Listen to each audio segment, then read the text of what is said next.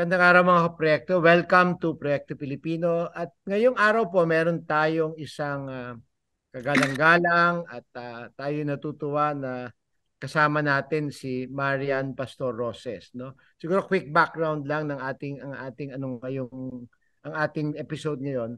Kailangan maunawaan natin na ang kultura, ang sining ay isang mahalagang bahagi ng pag-aaral sa civica, no? Siguro nung araw meron akong teacher sa history, no. Dadating kami tungkol sa kultura at sa sining ng isang bansa. Ang lagi niyang introduction, sabi niya, ang kultura at ang sining ay ang iyong bintana sa kaluluwa ng isang o diwa ng isang bayan at isang lahi. So ngayon isa sa mga tagapagalaga ng ating kultura, ng sining, at gayon ng ating diwa at kaluluwa, si Miss Marian Pastor Roses. Marian, thank you for joining us in this episode. Thank you. Marian, maraming salamat sa pagdalo at sa pagtangkilik sa Proyekto Pilipino. Kaya ka andito kasi naniniwala kami na hindi ka lang isang kritiko or curator ng artwork. Isa ka ring aktivista. I think hindi naman mapagkakaila na over the years ang dami-dami mo ng mga advocacy, and we can talk about this as we move along. Pero how do you think about, let's begin this very personally. How do you think about yung connection between yung artistic work, isa kang kritika ng sining, isa kang curator, at saka isa ka ring aktivista. So, parehong may civic element yon. How do you think about them as joint endeavors? Well, wala akong naiintindihan, wala akong nauunawaan tungkol sa kultura, yung salitang yan, kundi pag-aaral at pagganap ng politika. Kahit minsan hindi ko yan pinaghiwalay. Hindi ko iniisip kung may connection siya o wala siyang connection. Ang nasa isip ko ay iisa yan. Dahil ang aking pananaw sa salitang kultura at sa pag-aaral ng kultura ay hindi yung tinatawag natin i-celebrate o i-preserve o itangkilik. Ang sa akin ay ito ay kailangang unawain, i-analyze para makita kung paano ang daloy ng kapangyarihan sa ating lipunan, dahil yung pinakamasidhi, yung pinakamalalim na daloy ng kapangyarihan ay sa pamamagitan ng tinatawag nating kultura. Kailangang baklasin yan palagi. And yung isa namang term na pinag-uusapan natin, yung civica. Ano naman ang definition nyo, Marian, sa term na civica? Medyo hirap ako sa salitang civica dahil ako ay walang kung tawaging intellectual investment sa tinatawag nating nation. Ako ay committed sa mga taong api, pero hindi ako necessarily committed sa salitang nation in English. Iba yung bayan, iba yung bansa. Nahihirapan ako doon sa civica dahil hindi ko alam kung kasi civic duty, being a citizen is necessarily embedded in the concept of nation. And as you know, that's a historical phenomenon. It happened in about 200 years ago. It's a new and modern formulation. Now, naniniwala ako na kailangan tayo kung committed tayo sa isang bansa, when I say I don't have intellectual commitments to the concept of nation, it doesn't mean that I don't live in the Philippines and try to be a good citizen. Because de facto naman tayo ay mamamayan. So dapat medyo unawain natin kung paano pag-behave bilang mamamayan, whether or not we agree with the concept of nation. Yun ang aking take. So naninimbang ako dyan. Sinabi mo na you make a distinction between nation and yung indigenous, yung medyo Tagalog words like bansa at bayan. Mm-hmm. Anong pinagkaiba nun sa isip mo? Well, ngayon, wala nang pagkakaiba yon sa gamit ng ordinaryong Pilipino. Pero kung moderno ang salitang nation, ayon kay Benedict Anderson, di ba? Lalong mas bata yung pagsasalin noong konseptong nation na galing sa Latin America, pagsasalin nito sa napakalumang mga salitang bayan at bansa. Because these words are very, very old.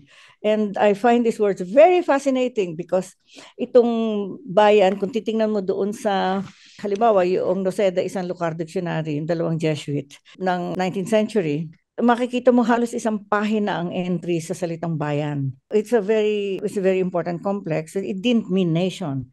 So what it meant as late as the early 20th century, but definitely in the 19th century, ang bayan ay may entry na tiempo, time. May entry na espacio, space. Can you imagine a concept of time and space?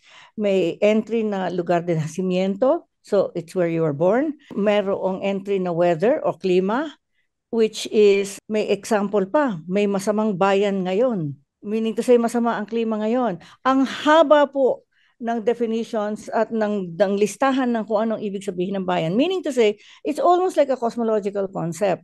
It did not mean the modern concept of nation. Pero isinali natin yung modernong konsepto ng nation diyan sa salitang yan. So, nagkaroon ng ng 20th century lang, 20th, last 100 years, ng bagong laman, yung salitang bayan, at nawala yung original niyang laman. I find in this transition such a kumbaga ikinalulungkot ko na nawala yung complex. Pero nauunawaan ko din na kailangan natin ng isang salita para sa tinatawag nating nation. Ganon din naman yung nangyari sa art. No? Wala naman tayong salita sa art. Kinuha natin, pinulit natin yung salitang sining para maging art. Pero, nevertheless, meron tayong lipunan nga. Sabihin na lang natin, nakatira tayo sa isang lipunan at gaya na nabanggit mo, may mga naaapi sa ating lipunan. May At naaapi. nabanggit mo rin na kaya ka nagsusulat, kaya ka naniniwala sa sining dahil meron mga nasa laylayan at mga naapi na dapat bigyan pansin. Paano nyo pinag-iisipan yung connection na yun, yung connection ng sining at saka doon sa pagbibigay tuon at pagbibigay pansin doon sa mga naapi sa lipunan? Isipin natin muna yung curatorship, no, na palagi ko itong binabanggit, so pagpasensyahan ninyo kung babanggitin ko ulit. Pag meron akong project na curatorial, halimbawa gagawa ng bagong museo o gagawa ng exhibit, meron akong 3 tanong na tinatanong sa sarili ko. Ang unang tanong is, kaninong kwento ito? Kaninong kwento itong dinadala ko? Kaninong kwento itong kinikwento ko? Because obviously, kalimitan hindi akin. So, nandun na yung mga tanong na sang-ayon ba ako? Bakit ako hindi sang-ayon? Ako ba ay kinakasangkapan ng kung sino sa pagkikwento ng kwentong ito? Alright. Ang sunod na tanong sa sarili ay, pag kinuwento ko itong kwentong ito, kaninong kwento ang napapawi? Aling kwento ang nawawala?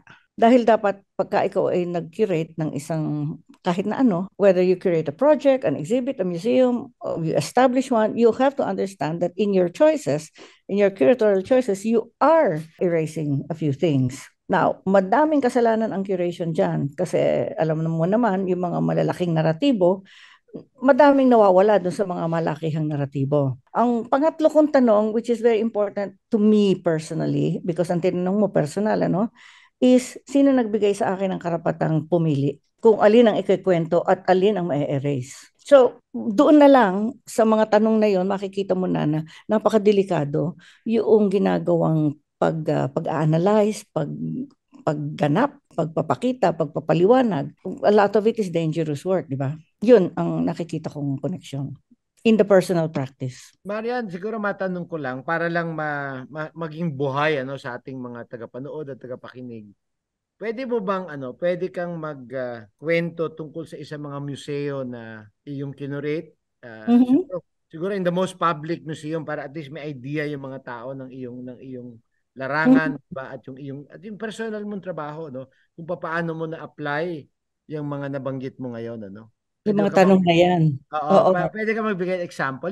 The most public museum na... Well, bibigay ako mabilisan 3 halimbawa. Noong 1987, hiningi sa akin ng bagong namamahala ng Cultural Center na gumawa ako ng bagong museum sa Cultural Center. Dahil noong 1987, alam na ninyo na yun ay kakatapos lamang ng EDSA, gusto nila ng bagong pamahalaan ng Cultural Center na wag masyadong cosmopolitan ang CCP. Ibaling sa taong bayan, sa buong Pilipinas. So, ang ginawa kong museum na yon ay pinakita ko na meron tayong pagkakamali na hinihiwa-hiwalay natin ang Moro, ang Lumad, at ang tinatawag na Christians. Those are apples and oranges. Hindi naman maaring ganun ang picture ng ating lipunan dahil napaka-complicated ng mga relasyon ang tinatawag nating para namang hindi tayo katutubo. Tayong lahat ng nandito ay katutubo din, no? Pero mayroon din naman tinatawag na historically marginalized. Totoo din yon. Pero it's much more complicated.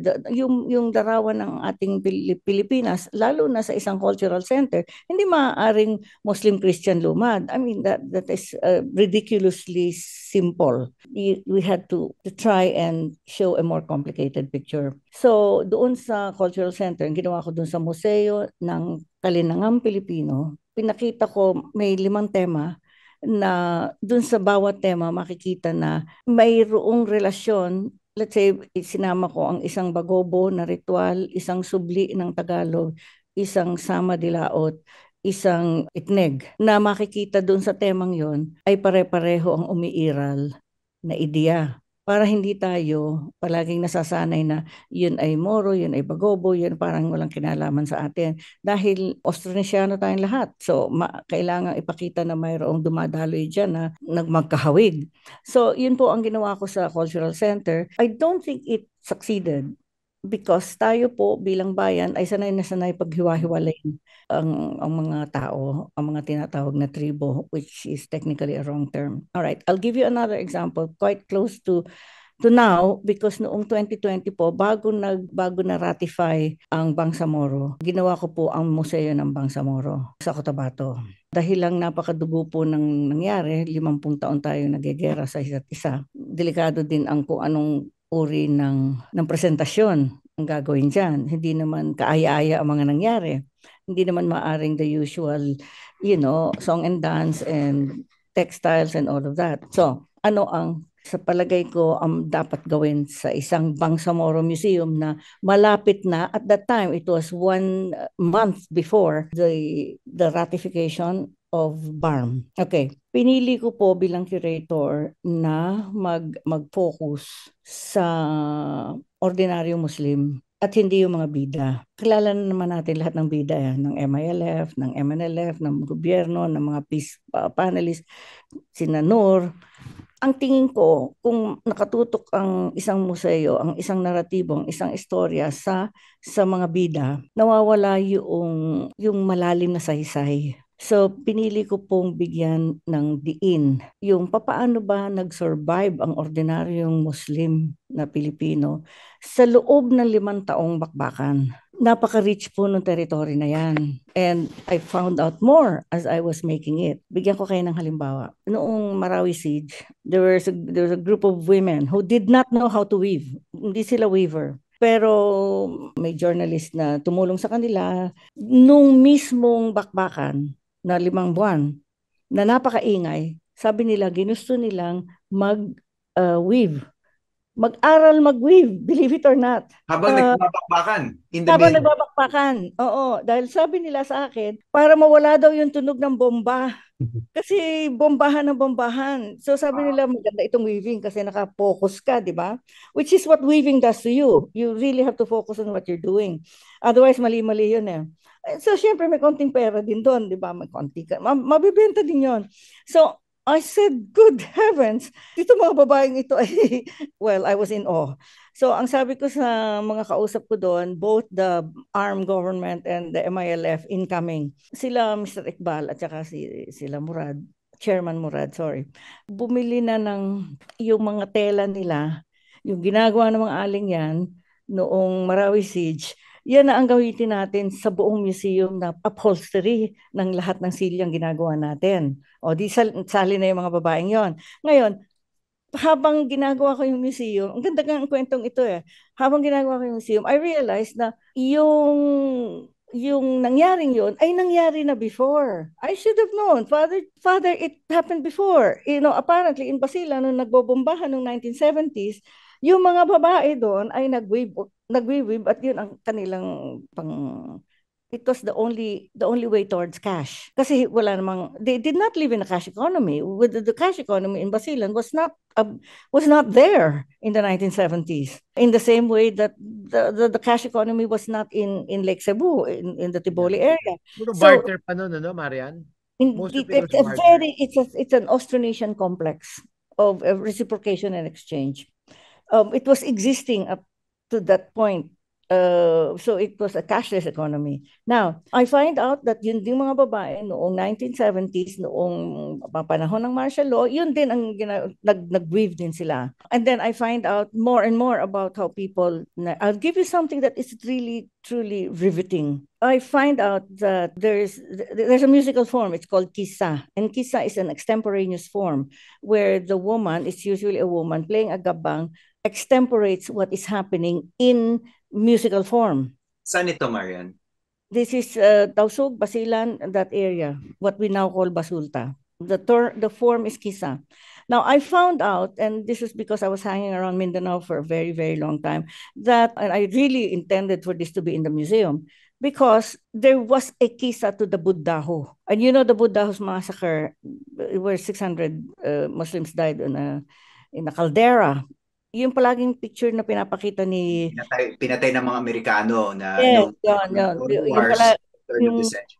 Yung really gory picture of that massacre. All right. There is a kisa to Buddaho, meaning to say there's an oral transmission in music of what happened. Wow. Wow. And we found the women who were still singing it. And not only that, they did tell us that, of course, because if you are in the middle of a bakbakan like that, and you are singing what is happening in real time, you are obviously in the middle of the gunfire. And apparently, the woman who did the kisa of Buddaho was the last to die. Wow. In one of the last people to die in Buddaho.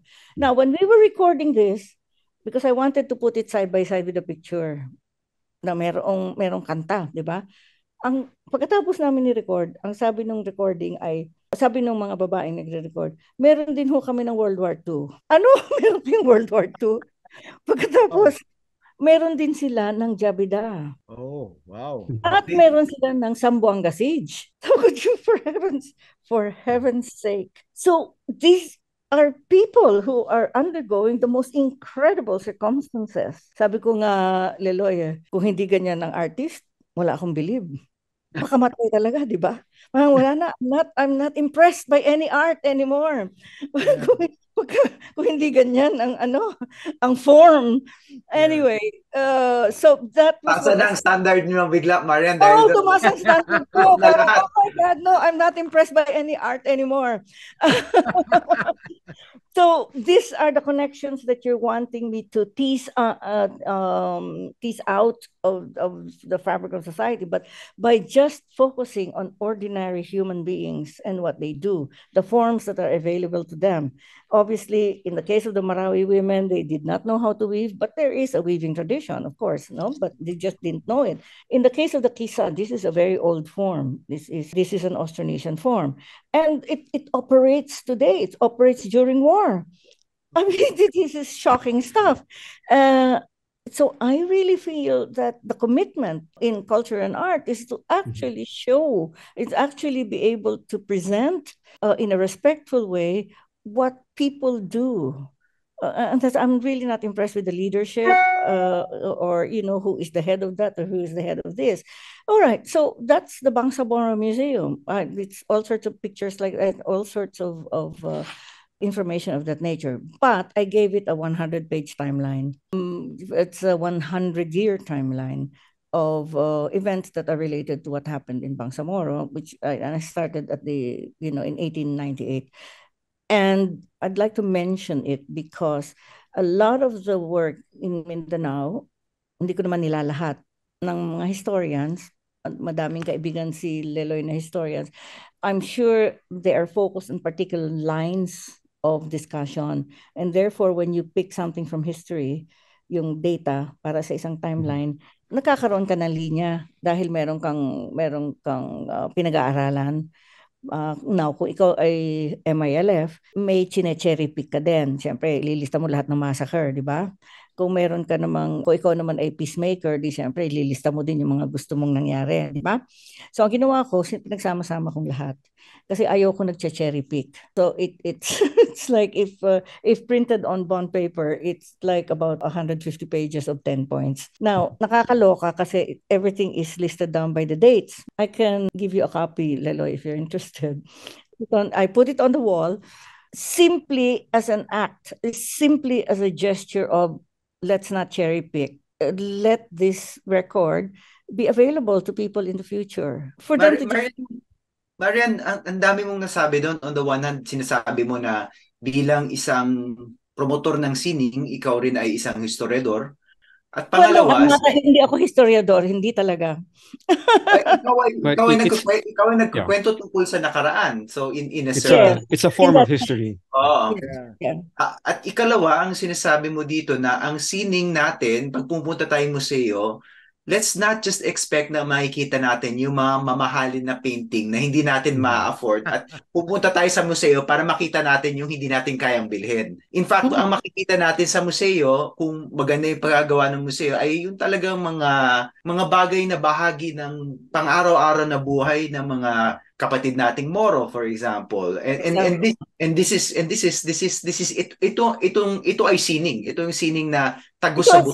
Ito ay sining talaga. Oo. Now, yung sinasabi mo mga mamahaling mga gamit sa isang, let's say modern art museum or contemporary art museum, ay napaka-charged na landscape yan. As a critic, I am obviously, and as a committed cultural theory person, I am... Kailan mo rin pag-usapan?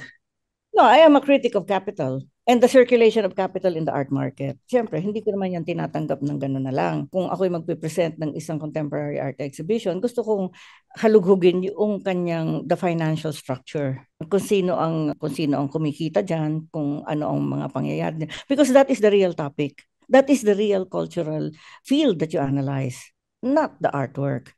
I mean, I can be in love with artwork. I can be in love with a fashion designer. But it doesn't mean that I cannot criticize the entire infrastructure of production, 'di ba? Hindi naman pwedeng tatanga-tanga tayo doon. Marian, hindi naman pwede, 'di ba? Correct. Oo. Carlo, Marian, I want to go back to what you mentioned earlier about how like for example the Tausugs use song to convey yung history nila, they're the more sensitive, the more dramatic parts. Actually, hindi pa history on real time. How would you say yung mga generations that did not experience those incidents, how did they react to? I mean, would you say they have a better grasp of their own story because of the way it's being told to them in that form? Okay, meron akong paninindigan. I'm the oldest curator in the Philippines. So I guess meron akong karanasan na medyo mas mahaba kaysa iba. And dun sa haba ng aking karanasan, maliwanag sa akin na mali ang posisyon ng mga museum. Hindi lamang sa Pilipinas kundi sa buong mundo na parang umaastang nagtuturo. Parang ito yung font and authority of the correct narratives. Ang gusto kong gawin ng mga museum, and more I do it this way, is to affirm people na pumapasok, mahalaga ang kwento mo. Hindi ako nagtuturo sa'yo, visitor. Ang gusto ko ay maipakita na kung ano ka, this institution affirms you. This institution is paying attention to you. And that's why I do have a rather different take on museum work.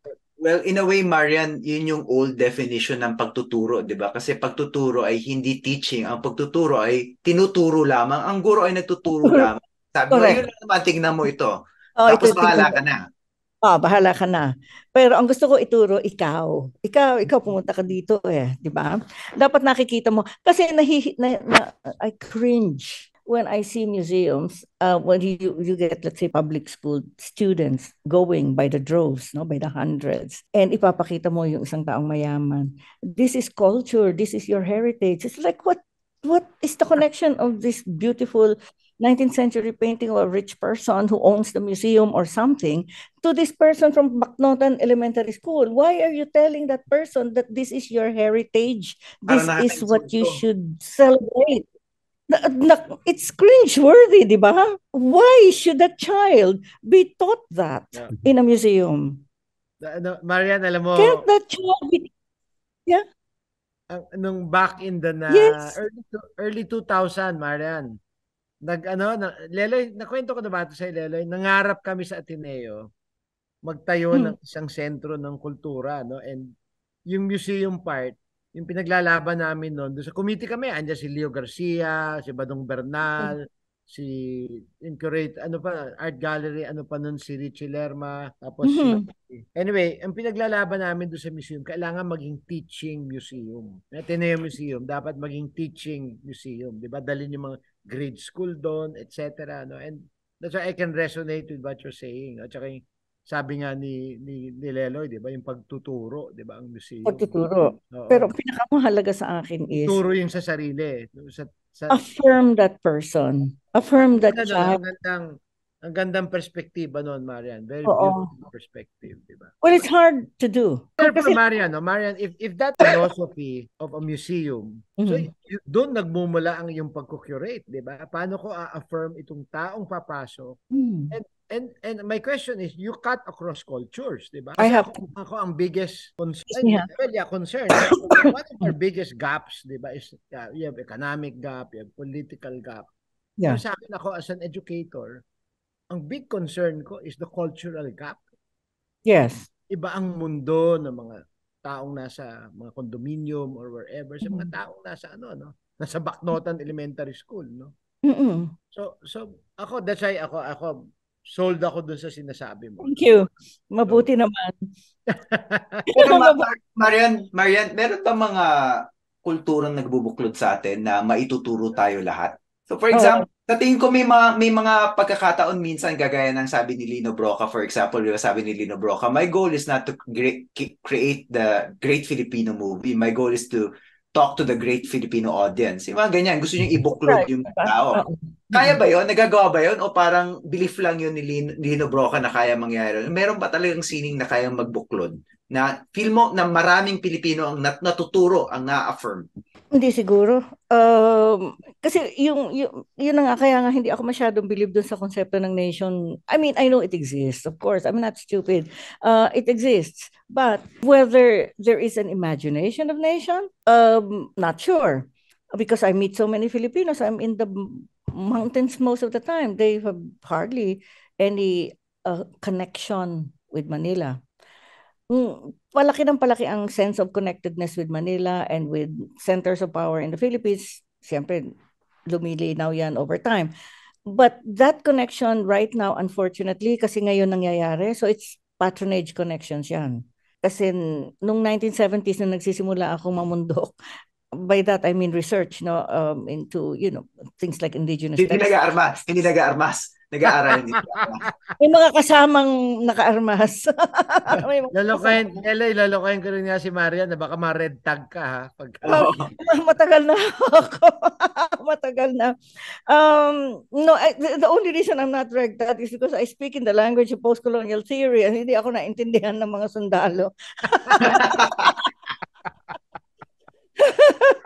So, bahala mo na sila, di ba? All right. What I'm trying to say, Leloy, is that that national imaginary most likely does not exist as much as we would like it to exist. And if it exists right now, it probably exists in some warped and twisted form of patronage, and because yun ang pinakamatindi ang kulay ngayon. Ang kailangan ka makikonnect sa Maynila kasi may dadating na pera o may dadating na abuloy, etc., etc. We all know that. But what I'm trying to say is that we're forgetting, and this is close to my heart, that yung sinimulan kong sabihin kanina na what I call the Bayanihan Dance Company Portrait of Nation as tri-people, Moro, Cristiano, Lumad. Yun ang ating portrait of the nation. And that is scientifically unsupported. There is no anthropological literature, archaeological literature that supports that because we're all Austronesian speakers, 173 Austronesian languages. Even the Agta peoples who have been here for 47,000 years have lost whatever it was that they were speaking prior to 4,000 years ago. So lahat tayo Austronesian speakers. And you'll be surprised at the relationships of languages in the Philippines. Kasi the closest language sister, brother of Tausug is Cebuano. Magkapatid na lingwahe yan. Sug, Buhanon, people of the current. Tausug, people of the current. Why? Because the Tausugs came from the Butuan area originally, not from Sulu. Okay, what is the difference between a Tingyan and an Ilocano? Nothing. One became Christian, the other one did not become Christian. The language is about 70% cognate. So why are we indifferent to this? As a Tagalog speaker, I can pretty much understand Maranao. The 170 languages of the Philippines is the only family of languages spoken in the Philippines. And there's 355 languages that are Austronesian in Indonesia. The idea that we are so fragmented is also, it's actually, it's a trope. It's an American trope. Yung mga tribo-tribo, madami iba-iba, etc.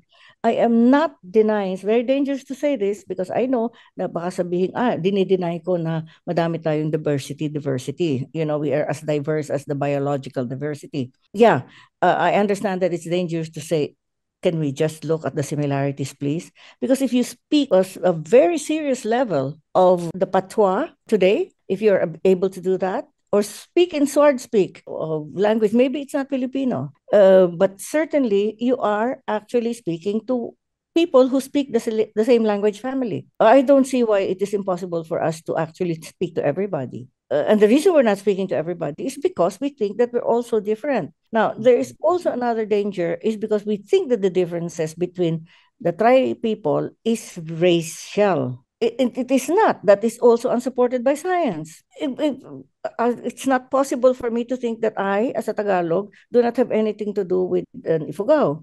So it's untrue. Marian, we're running out of time, but I just want to ask one question that I think speaks to your work, which is, anong klaseng sining ba dapat ang kailangan nating tangkilikin sa isang panahon na maraming Pilipinong hindi na naniniwala sa demokrasya? Hindi na tayo kailangang tumutok sa uri ng sining. Hindi na talaga pwede yon na ito ay sining visual, ito ay musika, ito etc. etc. Hindi na talaga pwede yon. I am firmly committed to contemporary art.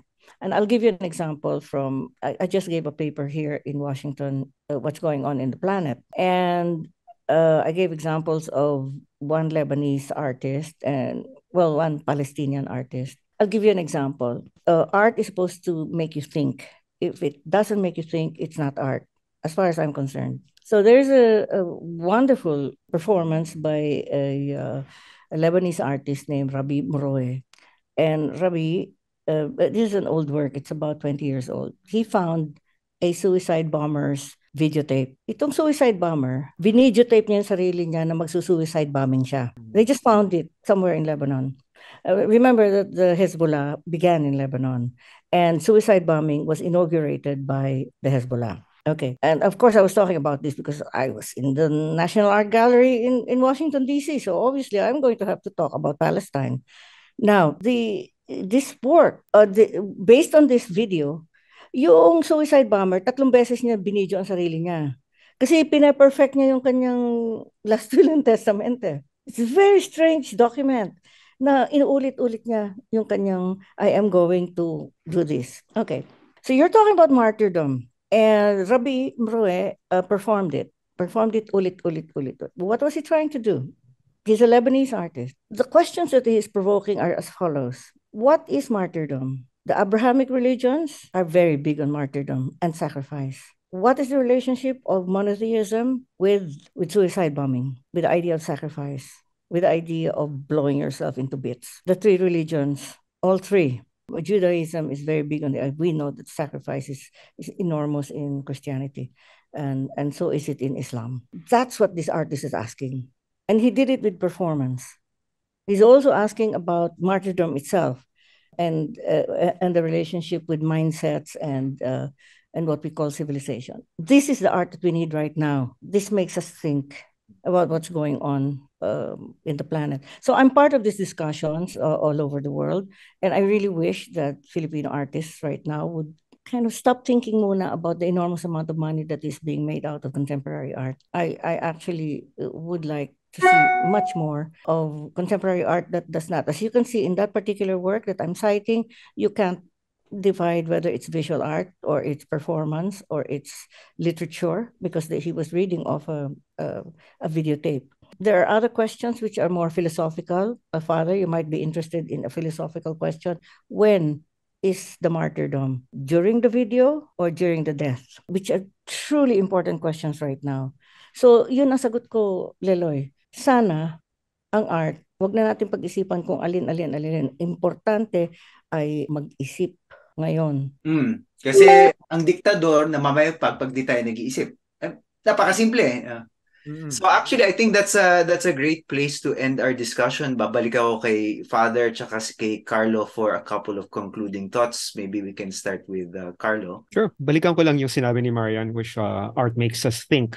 But I'd like to also put it to a more basic level, which is art makes us feel. And for me, the fact that on a personal note, kasi historian din ako, Marian, but my love affair with history did not start from history books, from data. It started with literature, actually, from reading novels that had historical context. Diyan ako nagsimula kasi it made me feel something. It made me feel something, and I did not necessarily understand what it was, but it led me to a path of thinking, which you were saying. But at the first instance was it made me feel, and that was excellent. And this is something that I try to impart to my sons. That's why I tell them to read, because feel something.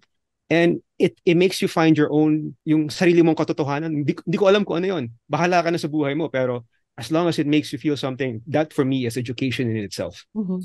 Sa akin, before Father closes us out, gusto ko lang sabihin na mahirap itong topic na to at pinahirapan natin kayo ng konti audience dahil marami talagang contradiction because, for example, yung sinasabi ni Marian, we're all Austronesian-speaking peoples and yet ang dami nating hidwaan. Marami tayong gera. Marami tayong mga kapwa Pilipino or kapwa nakatira sa Pilipinas na hindi nakikita dahil dito sa mga hidwaan na ito. So meron kang tension between commonality and violence. Right. And how do you settle that? Hindi rin malinaw yung sagot dahil ang daming pwedeng gawin. Pero dun sa base level, and this is not going to solve wars, of course, pero on a base level, we just need to see each other. Yun yung sinasabi ni Marian dito. Doon nagsisimula yun kasi pag tinignan kita, tapos ang nakita ko ay iba dun sa gusto mong makita, ukol sa'yo. Pag inimpose ko na yung criteria ko sa'yo, ako na nagsalita para sa'yo, parang pinastos na kita. So bilang lahat tayo nagpapalaganap ng sining. Kahit magpatugtog lang tayo ng song hits or ng kanta sa ating kotse, nagsisining na tayo di ba? Araw-araw we make choices about art. And hopefully, every choice you make about art contributes dito sa idea of seeing people, yung pagtuturo na sinabi natin. Yung tunay na pagtuturo, hindi yung pangangaral, kundi yung pagtuturo. Excellent. Maraming salamat. Alam mo, ang daming. Marian, thank you very much. Sabi nga ni Leloy, isang napakahirap na usapan ito, no? Isang napakahirap na proyekto nito, Leloy. Medyo pang... Pasensya na po kayo. Pasensya na po kayo. Hindi kami nagpapasalamat kami, no? Hindi kami magpapasensya. Nagpapasalamat kami sa mga nilabas mo mga punto. Siguro magsisimula ako dun sa sarili kong paglagom, ano? Yung kay Carlo about sabi mo nga, Marian, dapat ang sining magpapaisipin tayo. At sabi naman ni Carlo, kailangan paramdaman din tayo na maging... Kasi isa sa mga puntong na I think that helped my priesthood was Father Howard Gray. Jesuit siya, napakabait, napakagaling, napaka-humble. One of the best retreat masters and homilies that I've heard. Sabi niya sa amin nung retreat namin, na seminary pa kami, gusto niyo maging magaling na pare, magaling na magbigay ng retreat, magbigay ng homily. So, lahat kami nakaabang kung anong pag-aaralan namin. Sabi niya, read good literature. Yes. That's the best way to be a good communicator, no? Tapos siguro yung sinasabi mo nga rin, Leloy, na na daming masalimuot, Leloy, no, pero kailangan makahanap tayo ng ng common ground, and siguro isa sa mga idadagdag ko lang, di ba, na pag-usapan na ang sining kailangan magturo. Si Lele was emphasizing that also, and yung Marian, and kailangan yung pagtuturo ay papaisip, no? sabi nga ni Carlo ay kailangan maparamdam. Pero sana na maging paraan ito na tayo mag-usap-usap. At I mean, In fact, like-minded, like-hearted, and like soul people, no? Kasi 'di ba ako, lagi kong binabalikan yun, yung laging warning ni Pope Francis. Pagka kayo tumigil mag-usap-usap, diyan lalabas ang mga diktador, ang mga pasista, at siyang magmamanipula. Kasi yung patronage correct. politics, no? So sabi ng Santo Papa, mag-usap kayo. Conversation must never stop. No? And I think if kung makakapag-usap tayo on the level of this, of sinning, ano? Meron sana akong pahabol na tanong, pero hahaba, Lelo, gusto ko sana sabihin kay Marian. Marian, ang tagal ko nang hindi naririnig yung word na kalinangan. Pwede bang pag-usapan mo yon? Baka sa isang sa ibang episode, pag-uusapan natin ng kalinangan. Iba na But Marian, Maiksi lamang. Kasi kay Marian, go ahead. Maiksi, well, the root word is linang. So it's agricultural. It's an agricultural term. So, linang is a field. Even now in Quezon, ang ibig sabihin ng linang is your rice field. So, meron kang kinocultivate. The idea is cultivation, di ba? Meron kang nililinang sa linang. Hindi natin sukat akalain na after how many episodes on rice, doon pa rin tayo magsisettle. Pero Marian and Leloy, that goes back to your point na dapat sa pang-araw-araw na buhay ang sibika at kultura, di ba? It goes back to that point, di ba? Lahat nagsisimula. So, Marian, maraming salamat and salamat. Sige. And then siguro next time pag nagkaroon tayo, Leloy, ng episode on leadership, leadership sa bitan na si Marian. Hindi ko napuntahan yon pero nakatanggap ako imbitasyon years ago, book launching ng kanyang on leadership coming from the hats, mga sombrero. Oo. Remember, imbitahin kami, Marian, doon next time. Pang-ulo. Yun ang title. Pang-ulo, yes. Lahat ng pang-ulo. Marian, maraming salamat. And Leloy, Carl, salamat. Father, mga kaproyekto, marami pong salamat. At sana ay napaisip kayo, merong nag-alab sa inyong mga damdamin. And ito po ang Proyekto Pilipino. Marami pong salamat.